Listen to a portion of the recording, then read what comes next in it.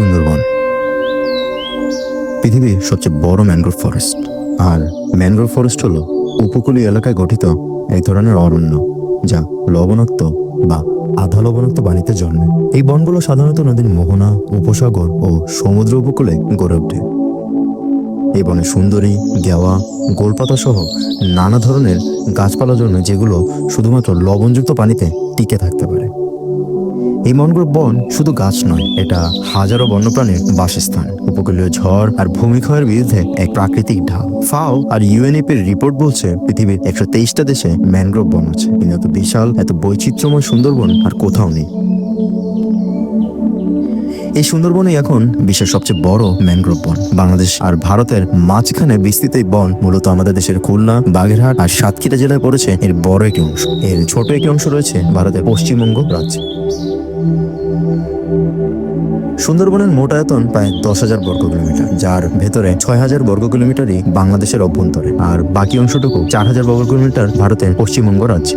এখানে শুধু প্রকৃতি নয়, এখানে লুকিয়ে আছে হাজারো জীবনের গল্প, জেলে, বাওয়ালি, মাওয়ালি, যাদের জীবন এই বনের সাথে ওতপ্রোতভাবে জড়িত।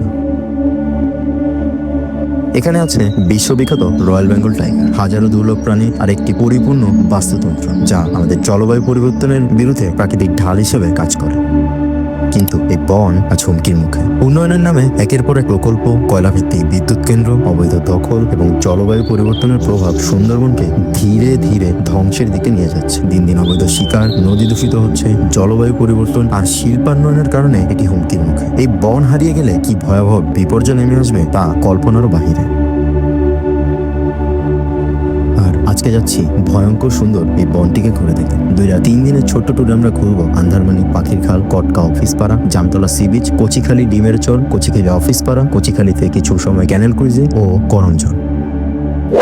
সুন্দরবন ভ্রমণের সূচনা হয় খুলনার জেলখানা ঘাট থেকে। পৃথিবীর যে কোনো প্রান্ত থেকে সুন্দরবনের জাদুকরী সৌন্দর্য উপভোগ করতে চাইলে প্রথমে আসতে হবে খুলনা শহরে। সেখান থেকে অল্প দূরে অবস্থিত ঐতিহাসিক জেলখানা ঘাট, যা সুন্দরবন ট্যুরের মূল প্রবেশদ্বার। ঢাকা থেকে খুলনার উদ্দেশ্যে চলাচল করে এসি, নন এসি এবং ডিস্ট্রিক্ট সার্ভিসের বাস। সাধারণত ভাড়া বাস ও সময়ভেদে 500 থেকে 1200-এর মধ্যে। এছাড়া সুন্দরবন ও চিত্রা এক্সপ্রেস ঢাকা থেকে খুলনা পর্যন্ত যাতায়াত করে। ট্রেনে শোভন চেয়ারের ভাড়া শুরু হয় 500 থেকে, আর এসি বাস পর্যন্ত ভাড়া 1500 টাকা। বাস বা ট্রেনে ভ্রমণের পর আপনি যখন খুলনা পৌঁছাবেন, তখন সময় হবে সকাল 5টা থেকে 6টার মধ্যে। খুলনা শহর থেকে ইজি বাইক বা রিক্সায় মাত্র 10 থেকে 15 মিনিটেই পৌঁছানো যাবে খুলনা জেলখানা ঘাটে। সাধারণত সুন্দরবন ট্যুর শুরু হয় সকাল 7টায়, তাই সময় অনুযায়ী পরিকল্পনা করলে 6টা থেকে 7টার ভিতরেই জেলখানা ঘাটে পৌঁছানো যাবে।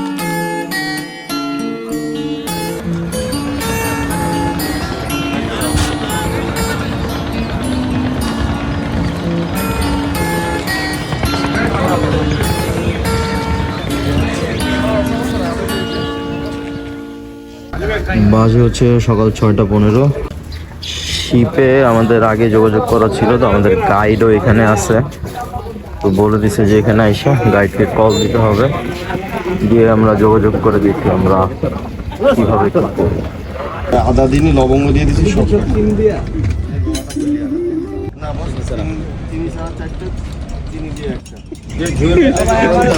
গোলটি বানাইতেছে ভাই, বুঝছো? এই যে ফ্রিডম ফাইটার। বাসগুলো সাধারণত রয়্যাল মোড়, শিববাড়ি এইসব লোকেশনে নামায় দেয়, আর ওইখান থেকে হচ্ছে অটো নিয়ে আসতে হয়। এই অটো ভাড়া অথবা রিক্সা ভাড়া এগুলো দামাদামি করে নিতে হয়। এই উজ্জ্বল, কি অবস্থা? এই তো ভাইয়া ভালো, কি অবস্থা তোমার? এই তো আমরা এখন মানে কি ছোট ট্রলারে উঠবো? হ্যাঁ, এই তো এখানে ছোট ট্রলার আছে, ট্রলারে করে হচ্ছে আমাদের শিপ আছে, এখানে শিপে নিয়ে যাবে। আচ্ছা, শিপের নামটা তো বেবি মনে হয় জুয়েল বলে নাই, ফরেস্ট ক্রুজ। হ্যাঁ, এখনো শিপের নামটা বলা হয় নাই। আসো জুয়েল, চলো।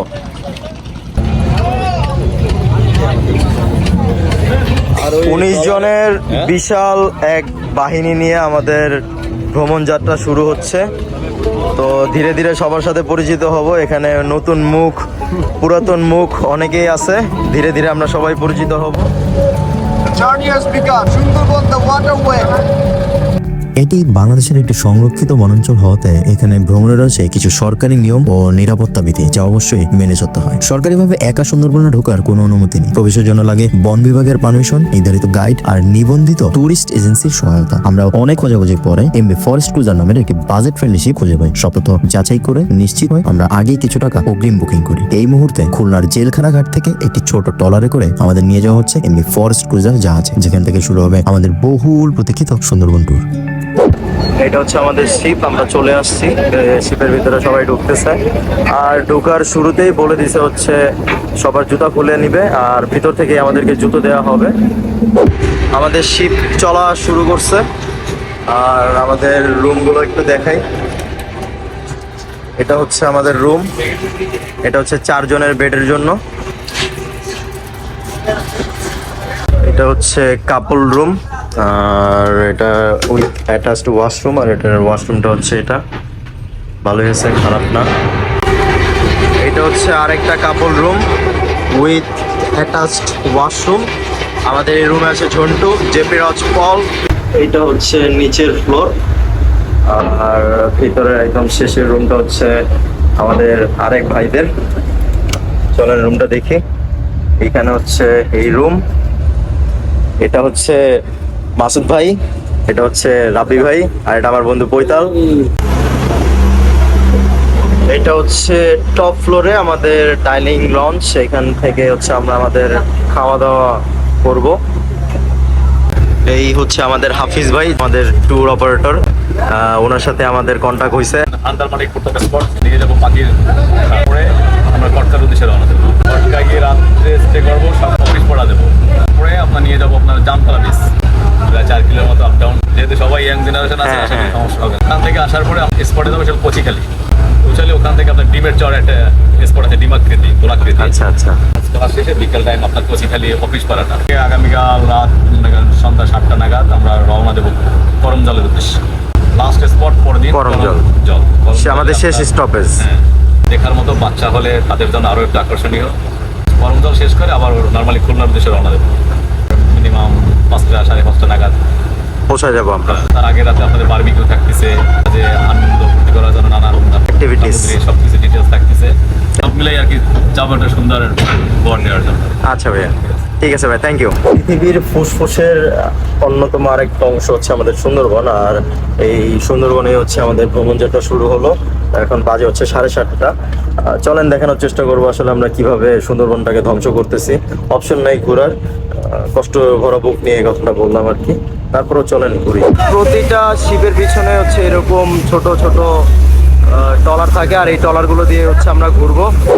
কি লাগবে ভাই? টট হলিডেজ। শর্ট হলিডেজ, একটা ব্রাশ আর হচ্ছে একটা মিনি টুথপেস্ট। থ্যাংক ইউ, দাও। Okay bye, tata.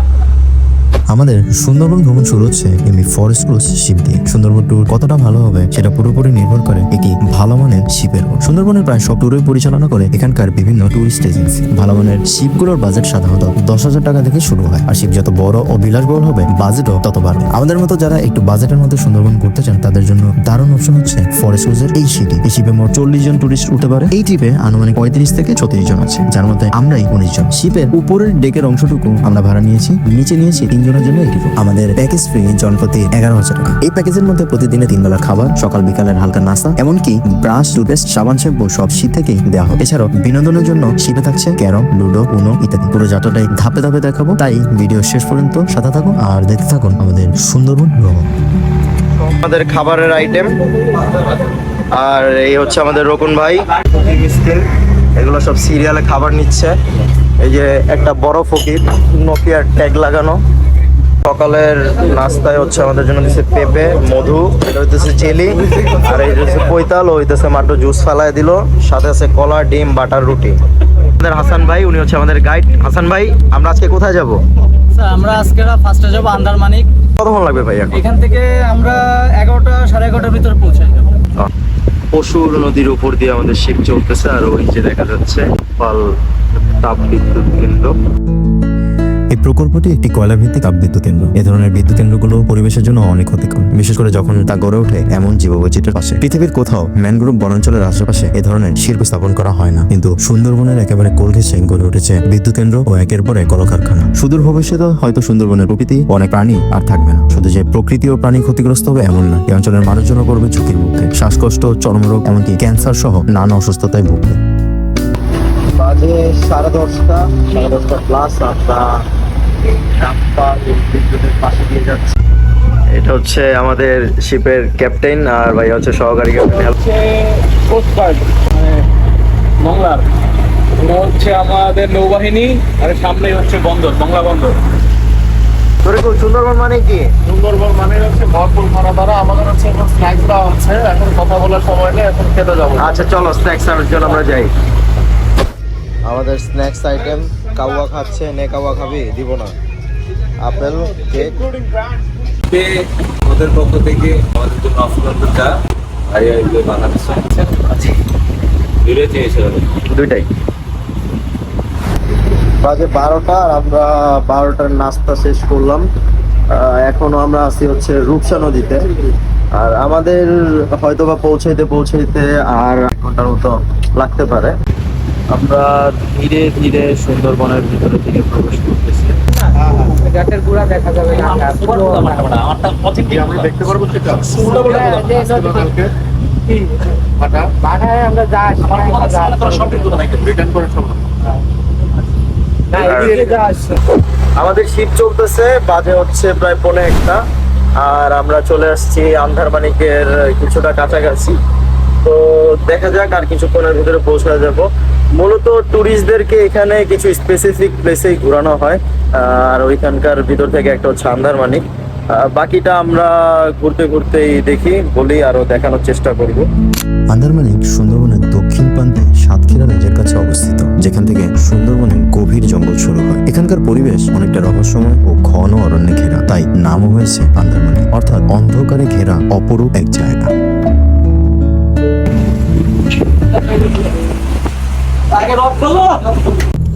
ঘড়িতে সময় এখন 1:40, আর আমরা চলে আসছি হচ্ছে আন্দারমানিক। আমাদের শিপ ঘুরাচ্ছে, এই 5টা দিয়ে আমরা নামবো। বন্ধের দিনগুলোতে সাধারণত টুরিস্টদের পরিমাণটা বেশি থাকে, এই যে দেখতেই পাইতেছেন। এরকম আরো অনেক টুরিস্ট আছে, ভিতরেও অনেকগুলো গ্রুপ গেছে, আর এরা এখন যাবে, ঢুকবে, যাওয়ার জন্য অপেক্ষা করতেছে।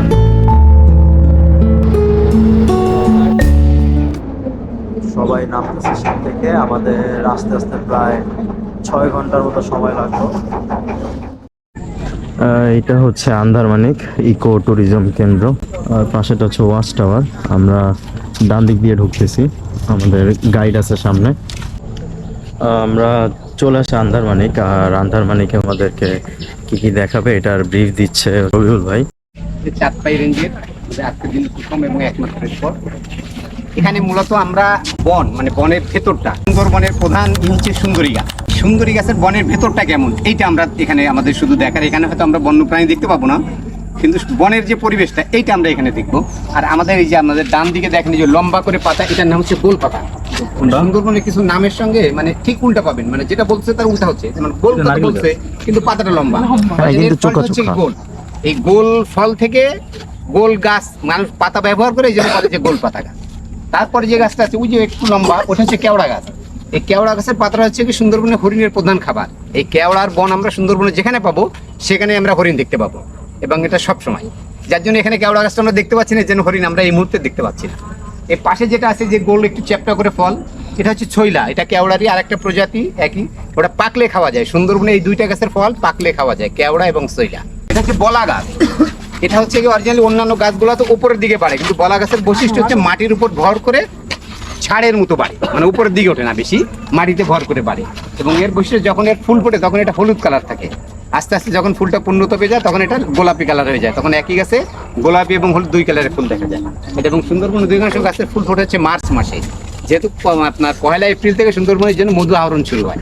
জোয়ারে পানি উঠে ঘাটায় নেমে যায়। এটা যদি না হয় তাহলে ম্যানগ্রোভ ফরেস্ট বাঁচবে না। এখানে গাছগুলো দেখেন সবগুলো মারা গেছে।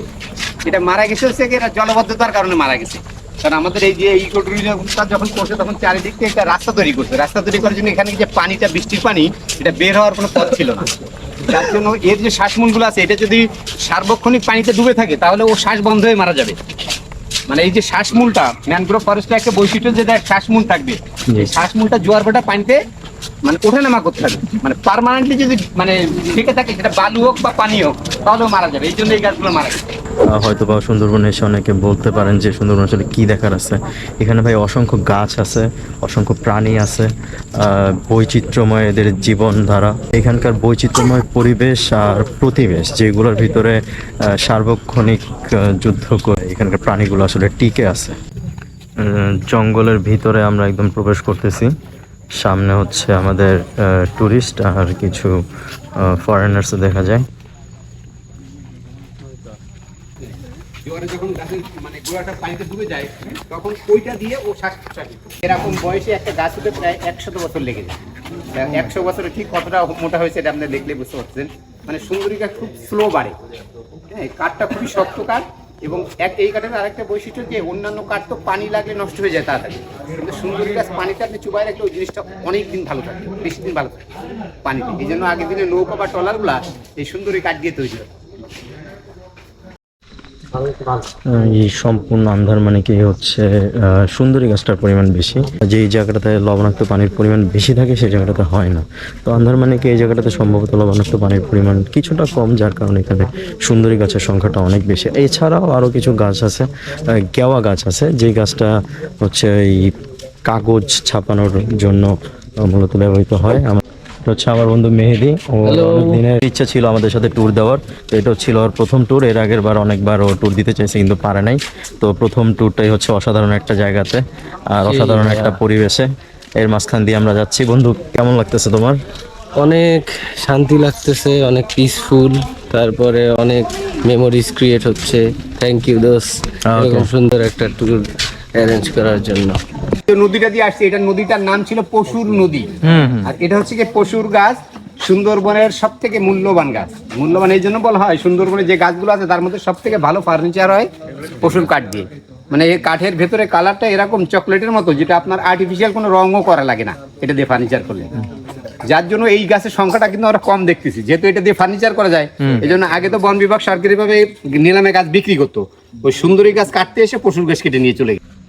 এটা হলো গিয়ে গাছটা খুবই নরম, আর এই গাছটা আপনার নিউজ প্রিন্টের হলো গিয়ে কাজ করা হয়, কাগজ নিউজ প্রিন্টের যেটা বানানো হয় এই গাছটা দিয়ে হলো গিয়ে পাতলা করে কেটে বানানো হয়। গাছটা খুবই নরম, যখন উঠবেন তখনই ভেঙে পড়বে। আর এটার এই কষ কি যেন চোখে লাগলে, এটার যে কষ আছে এটার আপনার গাছেও কষ আছে প্রচুর সাদা সাদা, আর পাতায়ও কষ আছে। ওইটা যদি আপনার চোখে লাগে ওইটা চোখটা নষ্ট হওয়ার সম্ভাবনা থাকে বেশি, আর আপনার চামড়ায়ও লাগলে এখানে ইনফেকশন হওয়ার সম্ভাবনা থাকে। গুড়ি গুড়ি বৃষ্টির ফোঁটা পড়তেছে, এই খালগুলোর দিকে তাকাইলে বুঝতে পারবেন। এরকম অসংখ্য খাল হচ্ছে সুন্দরবনের ভিতর দিয়ে গেছে। আন্ধারমানিক এরিয়াটুকু এতটুকুই, প্রায় 1.8 কিলোমিটারের মতো। এই স্থানটাতে বেশিরভাগ মূলত গাছপালাটাই দেখানো হয়, বিশেষ করে সুন্দরবন পুরোটাই হচ্ছে গাছ। আন্ধারমানিকের এই স্পটটা ঘোরা শেষ, আর আমরা এখন যাব হচ্ছে এই ওয়াচ টাওয়ারটাতে। নেক্সট পয়েন্টে যাওয়ার আগে চলেন আপাতত ওয়াচ টাওয়ারের উপর থেকে এই আশেপাশের ভিউটা একটু দেখে নিই। হচ্ছে ডলফিন টাওয়ার, আর ওইখানে আমার বন্ধু রাকিব, যাকে সবাই কাউয়া বলে ডাকে।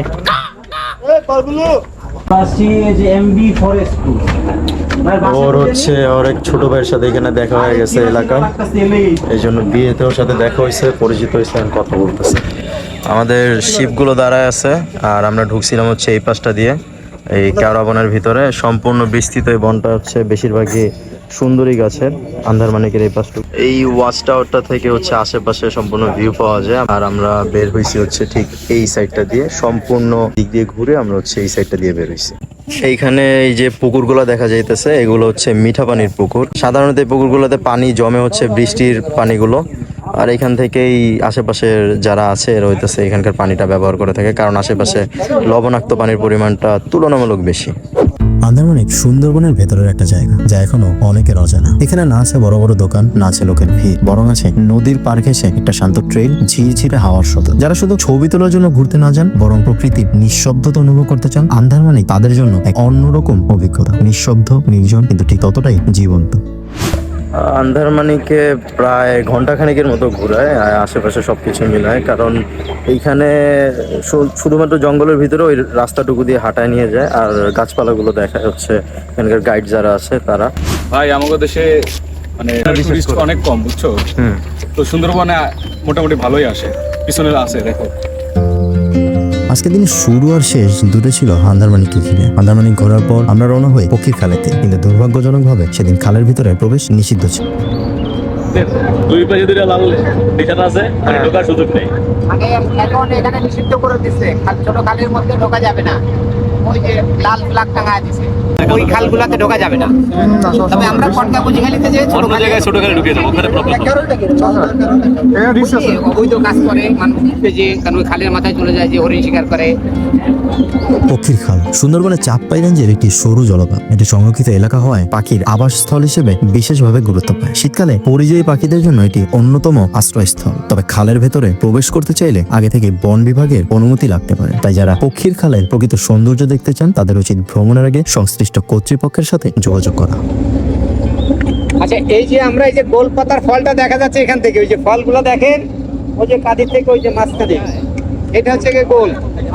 হ্যাঁ হ্যাঁ, খাওয়া যায়, মিষ্টি খাওয়া যায়, মজা আছে নাকি? মানুষ কখনো খায়নি, এই জন্য তার কাছে এই খালটা দিয়ে হচ্ছে হাফিজ ভাই আমাদেরকে পক্ষীর খালে নিয়ে যাওয়ার কথা বলছিল, কিন্তু লাল পতাকা দেওয়ার কারণে মানে এখানে ঢোকা নিষেধ। এই জন্য ভাই আমাদের হচ্ছে এই সম্পূর্ণ খালের একটু ভিতরের অংশটুকু ঘুরায় আনলো।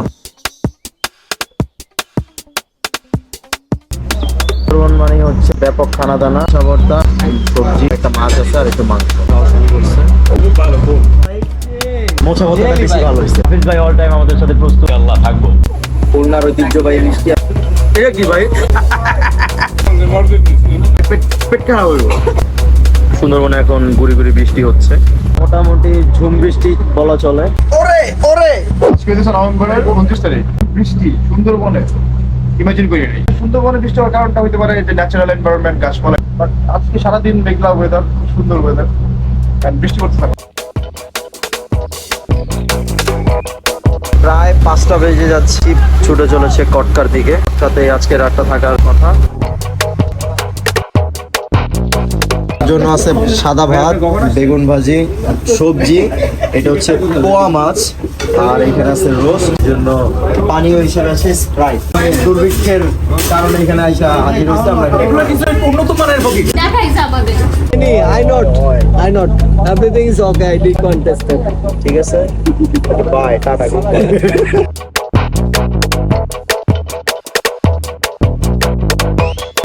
বাজে 5:30টার মতো, আর আজকে আমরা ঘুরবো হচ্ছে Katka, Jamtala sea beach, Kochikhali office park, ডিমের চর। তো এই কয়টা স্থান হচ্ছে আমাদেরকে আজকে ঘুরাবে। কি অবস্থা? একদম ফিটফাট। এরপর আমরা ক্যানেল ক্রুজে যাব। ক্যানেল ক্রুজ করে এখন কটকা অফিস সাইডে, যদি শুকনো থাকে তাহলে টাইগার টিলা পর্যন্ত এসে শিপে ব্রেকফাস্ট করে তারপর জামতলা। সবার আগে আমরা উঠছি। আচ্ছা, আমরা এখানে সবাই ওয়েট করতেছি কি লিগে বলেন তো? সজীবের জন্য। হ্যাঁ, সজীবের জন্য। আচ্ছা। কটকা সুন্দরবনের পূর্ব অভয়ারণ্য হিসেবে পরিচিত। কটকার ভেতরে ঢুকতে যেটা সবার আগে মন ছুঁয়ে যায় সেটা এই সরু ক্যানেলগুলো। চারপাশে ছড়িয়ে থাকা সরু খালগুলো দিয়ে নৌকা ভ্রমণ এখানকার সবচেয়ে জনপ্রিয় অভিজ্ঞতা। আমরাও ঢুকে পড়ি কটকার এক সরু খালে। আশেপাশে ঘন গাছ, নিঃশব্দ পানি, আর মাঝে মাঝে পাখির ডাক ভেঙে দিচ্ছে সেই নিস্তব্ধতা। ক্যানেল ক্রুজিং মানে শুধু নৌকায় ভেসে চলা না, এটা প্রকৃতিকে অনুভব করার এক নিঃশব্দ চেষ্টা। সাধারণত কি ভাই আমরা এত ভিতরে ঢুকি না? না, কখনোই আপনাদের জন্য, শুধু আমাদের জন্য। থ্যাংক ইউ ভাই। আসতে চাইছিলাম অফিস করে ঢুকে যেতে, বুঝছেন? পরে চিন্তা করলাম ক্যানেল করে দিলে সকাল টাইমটা ভালো হয়। এখানে অফিস করাতে বের হওয়ার পর আমরা থাকবে রোদ্র, তখন আসলে দেখার সময়টা থাকে না। এখানে এটা শেষ করে আমরা অফিস করে চলে যাই।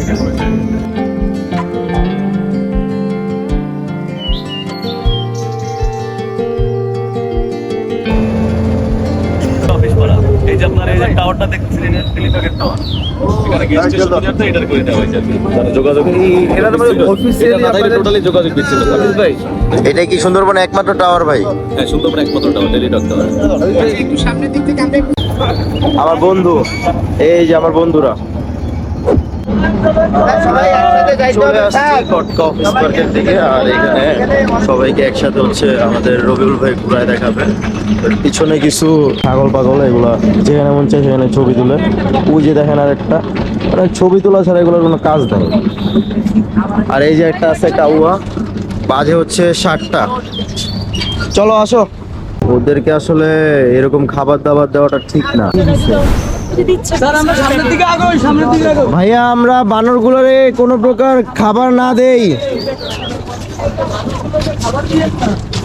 সুন্দরবনে এখন কাউয়া, আর পিছনে আছে সবাই।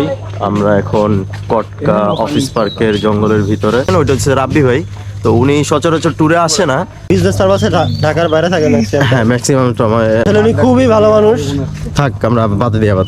বাংলাদেশের সুন্দরবনের ম্যাপটা শুধু দেওয়া আছে, এটাকে 4টা রেঞ্জ, 16টা স্টেশন, 77টা টহল ফাঁড়ি। তার মধ্যে আমরা এখন যেখানে আছি এটা একটা টহল ফাঁড়ি।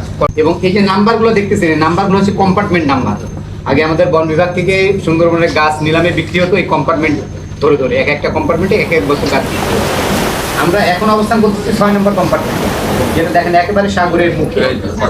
কটকা এবং কচিখালি এটা হচ্ছে অভয়ারণ্য এলাকা। এই ম্যাপের গুলার মধ্যে আবার দেখেন লাল ক্রস করে একটা এরিয়া দেওয়া আছে, 3টা অংশ দেওয়া আছে। আমরা এখন যেটা আছে এটা হচ্ছে সুন্দরবন পূর্ব অভয়ারণ্য। ওই যে হিরন পয়েন্ট যেটা দুবলাচর 45 কম্পার্টমেন্টে 43 44, এটা হচ্ছে দক্ষিণ অভয়ারণ্য। আর একেবারে কর্নারে হচ্ছে মান্দারগড়, এটা হচ্ছে সুন্দরবন পশ্চিম অভয়ারণ্য। মানে সুন্দরবনের ইউনেস্কো, জাতীয় ইউনেস্কো সুন্দরবনের 3টা এরিয়াকে বিশ্ব ঐতিহ্যশালী হিসেবে ঘোষণা করেন 1997 সালে। যার জন্য এই 3টা এরিয়াতে সব ধরনের কার্যক্রম, গাছ কাটা, মাছ মারা, মানে বনের সব রকম কার্যক্রম নিষিদ্ধ। এর বাইরে যে অংশটা আছে এইটাই শুধুমাত্র এই গাছ কাটা বা মাছ ধরা, গোলপাতা, মুদি হরণ এইগুলা করা যায়। সুন্দরবন, তার মধ্যে আমরা সুন্দরবনের পূর্ব প্রান্তে, মানে আমাদের টোটাল এই 3 দিনের প্রোগ্রামটাই কিন্তু সুন্দরবনের পূর্ব প্রান্ত।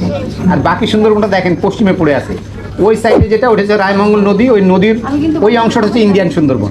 এবং হিরন পয়েন্ট, সবাই অরিজিনালি হিরন পয়েন্টের নাম, সুন্দরবন আসলে হিরন পয়েন্টের নাম। আমাদের বন বিভাগে হিরন পয়েন্টের কোনো অস্তিত্ব নাই। মানে হিরন পয়েন্ট হচ্ছে কি একটা লাইটার হাউস আছে মোংলা পোর্টে, এই লাইটার হাউসের তার নাম নিয়ে হচ্ছে পয়েন্টের নাম হচ্ছে হিরন পয়েন্ট। সেখানে মানুষ যায় না, যাওয়ার কোনো সুযোগ নাই। আমরা যেখানে যাই সেটা হচ্ছে নীলকমল, আমাদের বন্যপ্রাণী অভয়ারণ্য কেন্দ্র আছে নীলকমল নাম, ওইখানে আমরা যাই। ওখানে বন বিভাগের একটা অফিস আছে, মোংলা পোর্টের একটা পাইলট রেস্ট হাউস আছে। তা সেখানে যাওয়াটার আর একটা সমস্যা হচ্ছে কি, মানে জোয়ার ছাড়া ঢোকা যায় না। মানে এত পরিমাণ চর যে আমাদের যে ছোট ক্যানেলটা আছে এটা ভাটা থাকলে ছোট ক্যানেলটাও ঢুকবে না। বন্যপ্রাণী দেখা সম্ভব না। আমরা যেদিকে যাব সুন্দরবন পূর্ব, এদিকটাই কিন্তু মানুষ টুরিস্ট যতবার বাঘ দেখছে সবগুলাই কিন্তু এই কটকা কচিখালি পয়েন্ট। সে তো আমাদের গন্তব্য হচ্ছে সুন্দরবনে এসছে, একেবারে সুন্দরবনের পূর্বের শেষ প্রান্তে, সেইটা আমরা ঘুরবো। আর এখন আমরা যেখানে যাব এটা হচ্ছে গিয়ে কেওড়া বন, কটকার কেওড়া বন। কালকে বলছিলাম যে কেওড়া বনে সবসময় হরিণ থাকে, কারণ হরিণের প্রধান খাবার হচ্ছে যেহেতু কেওড়ার পাতা, ওই জন্য কেওড়া বনে গেলে ওদের দেখা যায়। যেহেতু আমাদের আগে একটা গ্রুপ ঢুকছে, হয়তো ওরা একটু ভিতরে চলে যাবে, তারপর আমরা একটু ওয়েট করে ওখানে একটু কাছ থেকে আমরা দেখার চেষ্টা করি। ঠিক আছে, চলেন তাহলে আমরা এখন কেওড়া বনের দিকে যাই। আমাদের ওর সাথে অল টাইম থাকে, আর সামনে থাকে রবিউল ভাই। রবিউল ভাই অল টাইম গার্ডে থাকে প্রোটেক্ট করার জন্য, যদি বাঘ সিংহ চলে আসে। সিংহ নাই, বাঘ আসলে আর কি। এখন আমরা যাচ্ছি কটকা মাঠে হরিণ দেখার জন্য। ওইখান থেকে আমরা যাব কিছু ভিতরে গরান বনে। আমরা আসি হচ্ছে কটকার অফিস পার্কের এখানে, আর এখানে আসলে অসংখ্য হরিণ দেখা যায়। পিছনে একদম শুরুতে আমরা দেখছি হচ্ছে বানর।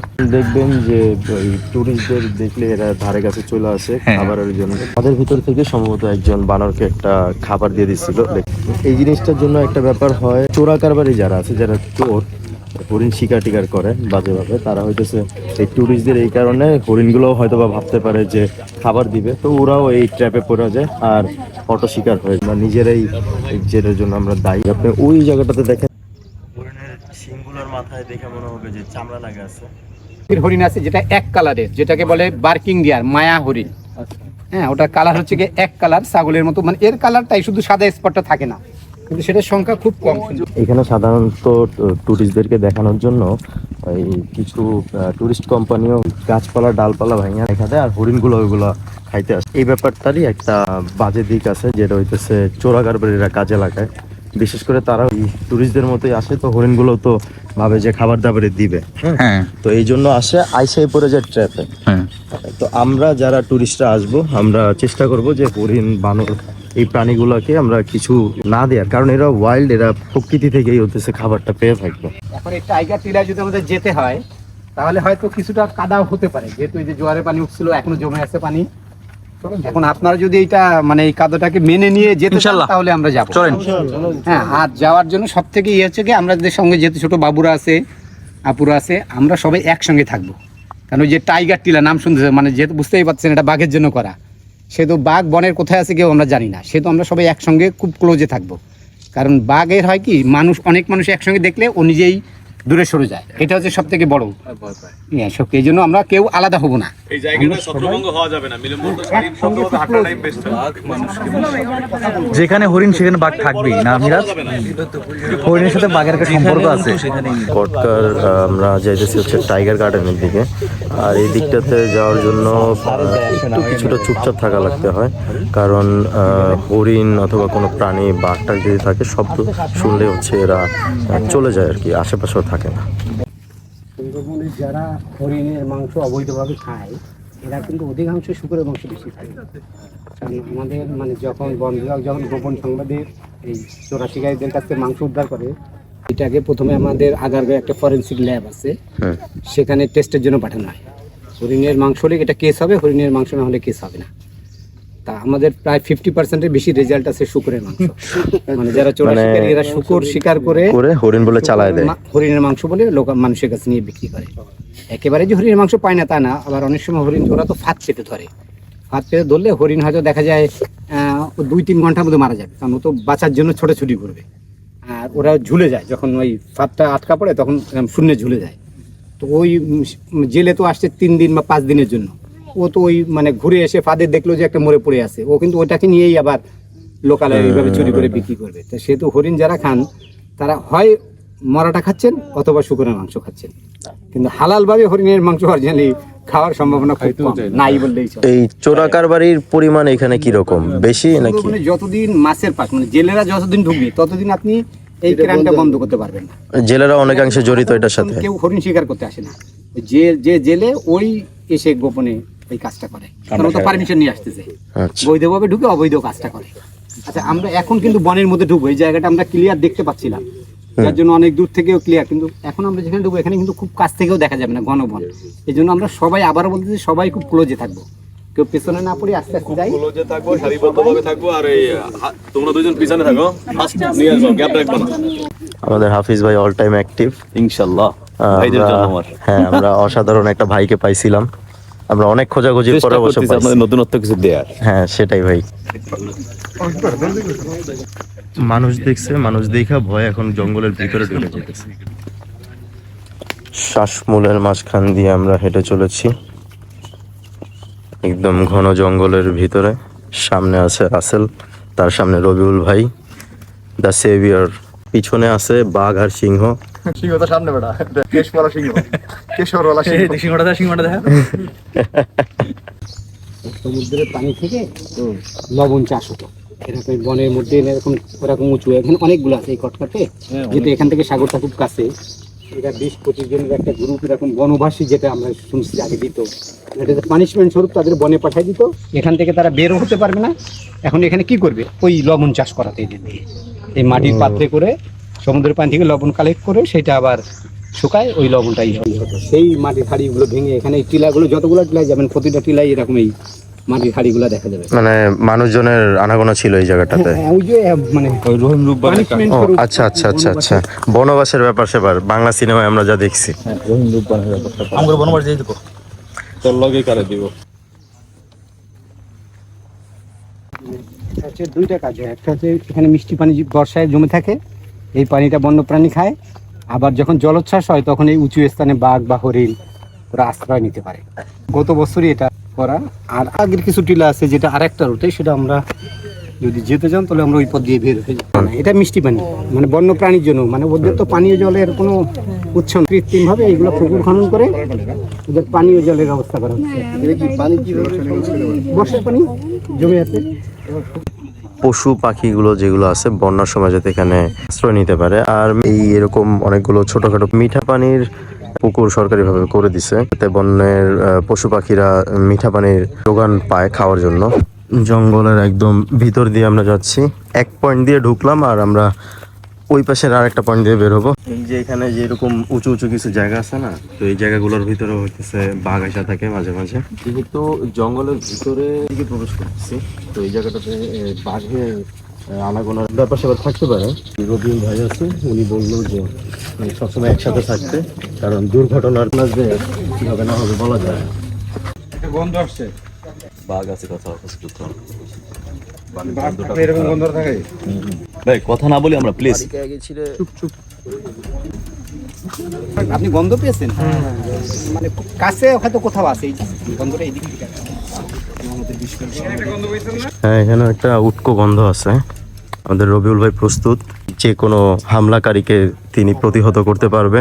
ওকে বাঁচায় রাখার জন্যই বন বিভাগ, যেহেতু আমরা ওদের কাছাকাছি আসছি, ওরা আমাদেরকে মানে শত্রু ভেবে আক্রমণ করতেই পারে। বাঘ হরিণ সবই তো শিকার করে ফেলায় মানুষ, স্বাভাবিক, মানুষটা শত্রুই ভাববে। পৃথিবীতে ভাই মানুষের প্রধান শত্রুকে জানেন? 1 নম্বরে আছে মানুষ, হ্যাঁ। 2 নম্বরে সম্ভবত আছে বাঘটা, বাকি যারা যারা। এখানে দেখেন, এটা এখানে ছিল চুল্লি, মানে এখানে দেখেন ওইটা দেখলে অনেকটা বোঝা যাবে। হ্যাঁ হ্যাঁ, এটা হচ্ছে চুল্লি ছিল। এখানে পানিটাকে গরম করে হিট করে আর কি বাষ্প করে ওই লবণের চাষ হতো 200 বছর আগের। মানে যারা অভিজ্ঞ এই প্রত্নতত্ত্ব তারা বলছে এটা প্রায় 200 বছর আগের, মানে ব্রিটিশ শাসন আমলের আগের। জমিদারি প্রথা যখন ছিল তখন ওই যারা ওই শাস্তি দিত তাদের এই পাঠায় দিত, বনবাসে পাঠায় দিত। একসময় জমিদাররা নিয়ন্ত্রণ করতো, মালিকানা। এটা প্রায় আপনার 1800 কত সালের মানে বন বিভাগ এটাকে নিয়ন্ত্রণে নেয়। সরকার এটাকে রিজার্ভ ফরেস্ট হিসেবে ঘোষণা করতেও পারবেন না কাছ থেকে যে কি আছে, কে আছে, কোথায় আমাদের করতেছে। কালারটাই তো এমন। হইতেও পারে এরকম ঘন ঝোপের ভিতরে বাঘ লুকায় আমাদেরকে দেখতেছে। এটা হচ্ছে কি বেতের মতো গাছটা, কিন্তু বেতের থেকে একটু বেশি মোটা হয়, ঝোপের মতো কাটা আছে, এর মধ্যেও কিন্তু বাঘ লুকায় থাকে। হেতাল বন, হেতাল বন, এই যে গাছগুলো এই যে আপনার বেতের মতো দেখেন, অনেকটা বেতের মতো, কিন্তু বেতের থেকে একটু মোটা সাইজ। লুকায় শিকার করে, মানে এর মধ্যে লুকায় থাকে, ওই যে খাবার এনে লুকায় রাখে, মানে যে ঝোপের মতো, তো এই জন্য অনেক কিছুই কাছ থেকে বোঝা যাবে না।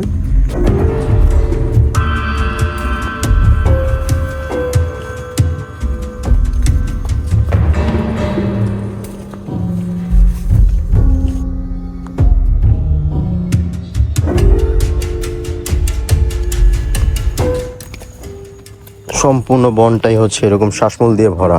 এই দেখেন এখানে অনেকগুলা কিন্তু হরিণ এবং বানর, শূকর, এই 3টা প্রাণী একসঙ্গে থাকে খুব কাছাকাছি, কারণ জানে যে ওদের 3জনেরই শত্রু হচ্ছে বাঘ। ওই যে হরিণ, বানর, শূকর, এরা সবসময় একসঙ্গে চলাফেরা করে। চিতা হরিণ, এটাই একমাত্র প্রজাতি যেটা এখন পর্যন্ত সরকারি গবেষণা ও আন্তর্জাতিক সংস্থার তথ্য অনুযায়ী সুন্দরবনে টিকে আছে এবং দেখা যায়। জোয়ার ভাটার উপর নির্ভরশীল এই বনেও এদের উপস্থিতি চোখে পড়ে, বিশেষ করে যেখানে ঘাস ও নরম পাতা পাওয়া যায়। সুন্দরবনের গভীরে হরিণ, বানর আর বন্য শূকরের মধ্যে গড়ে উঠেছে এক অদ্ভুত বন্ধুত্ব। একসাথে ঘুরে এক অন্যের বিপদের সংকেত দেয় এবং বোঝে, এমনকি খাবারও ভাগ করে নেয়। প্রকৃতি যেন তাদের শিখিয়েছে বেঁচে থাকার জন্য বন্ধুত্বই শক্তি। মানে ডালপালা কাণ্ডগুলো অলরেডি মাটির তলে চলে গেছে। মানে এই যে সমুদ্রের কাছাকাছি, তো যার জন্য সাগরের ঢেউয়ের সঙ্গে বালু এসে এসে এই জায়গাটা উঁচু করে ফেলছে এবং এই শ্বাসমূলগুলো ঢেকে যাচ্ছে, মানে এদের মানে বেঁচে থাকার সম্ভাবনা কমে যাচ্ছে। সুন্দরবনে আসলে অনেকে বলে যে সুন্দরবনে আসলে কিছু নাই, দেখার নাই, বাঘ নাই, হ্যান নাই, ত্যান নাই। কিন্তু ভাই, সুন্দরবনে কি আপনি শুধু বাঘ দেখতে আসবেন? সুন্দরবনে বাঘ ছাড়াও আর অনেক কিছু দেখার আছে। অসংখ্য গাছপালা আছে, অসংখ্য পাখি আছে যেগুলো প্রায় বিলুপ্ত প্রায়, এমন অনেক প্রাণী এখানে আছে। যেমন আমি যদি বলি মাছরাঙার কথা, প্রায় কয়েকটা প্রজাতি আছে যেগুলো সম্পূর্ণ দেশে প্রায় বিলুপ্ত, আর যেগুলো এখনো সুন্দরবনে টিকে আছে।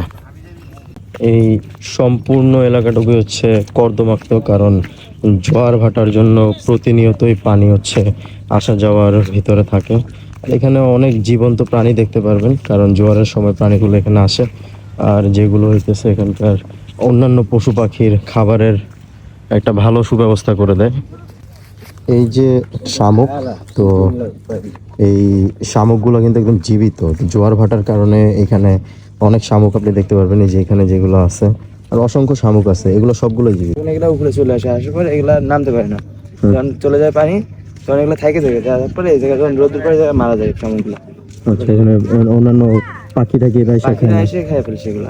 কটকালি অংশে বন বিভাগের অনুমতি নিয়ে নির্দিষ্ট কিছু জায়গায় পর্যটকদের ঘোরায় যাতে করে পশু পাখির কোনো ক্ষতি না হয় আর বনের ভারসাম্য ঠিক থাকে। তবুও দিন দিন বাড়ছে মানুষের আনাগোনা, শব্দ আর ফেলে যাওয়া আবর্জনার চিহ্ন। আমরা যদি একটু সচেতন না হই হয়তো একদিন এই নিঃশব্দ সৌন্দর্য হারিয়ে যাবে। আমি যে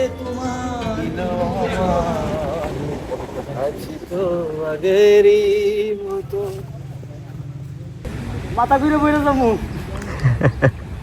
এইটা হাসামে এইটা কিসের?